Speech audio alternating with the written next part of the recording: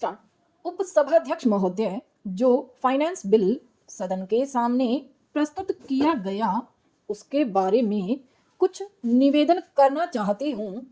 सबसे पहले मैं यह कहना चाहती हूँ कि हमारे शासन की जो टैक्स लगाने की नीति है उसका तो मैं विरोध करती ही हूँ, लेकिन यह निवेदन करना चाहती हूँ कि जो हमारे वित्त मंत्री जी जनता पर टैक्स लगाते हैं तो उन्हें यह देखना चाहिए कि जनता टैक्स देने की क्षमता रखती है या नहीं। उन्होंने जनता के ऊपर इतने टैक्स लगा दिए हैं, यह अनुचित मालूम होता है।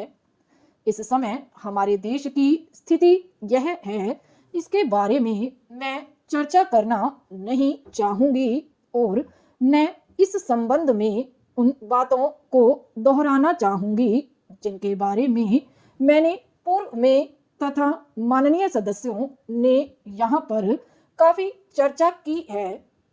किंतु इस विधेयक की जैसा कि यह है उस हिसाब से देखें तो ऐसा लगता है कि हमारे माननीय वित्त मंत्री जी का केवल एकमात्र लक्ष्य यह था कि इसमें इस तरह का संशोधन किया जाए जिससे पैसा अधिक से अधिक प्राप्त हो सके। यह बात अवश्य है कि हमारे माननीय मंत्री जी ने इस बिल द्वारा यह कोशिश की है कि निर्यात करने वालों को ज़्यादा प्रोत्साहन मिले, पैसा बचाने वालों को पैसा बचाने की दिशा में ज़्यादा प्रोत्साहन मिले, लेकिन इसके साथ ही साथ उन्होंने अधिक मात्रा में टैक्स द्वारा पैसा प्राप्त करने का प्रयास किया है। मेरी समझ में यह बात नहीं आती है कि जनता इतना टैक्स वहन करने की समर्थता रखती है या नहीं, यह नहीं देखा गया। इस विभाग के बारे में एक बहुत विचित्र बात यह है कि हाल में यानी सन 1961 में इनकम टैक्स बिल पास किया गया जो 1 अप्रैल सन 1962 से लागू होने वाला था।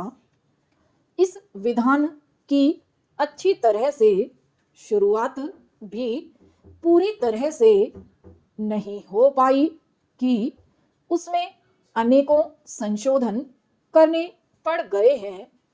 बाद में जो संशोधन फाइनेंस बिल से किए उस बिल की अच्छी तरह से स्याही भी सूखने नहीं पाई थी कि हमारे वित्त मंत्री जी ने इस बिल में कैपिटल गेन्स के बारे में संशोधन पर संशोधन पेश कर दिए हैं। कैपिटल गेन्स के बारे में इस बिल में मुख्य परिवर्तन किया गया है। इससे ऐसा लगता है कि हमारे वित्त मंत्री जी का विभाग एक निश्चित योजना बनाकर नहीं चलता है।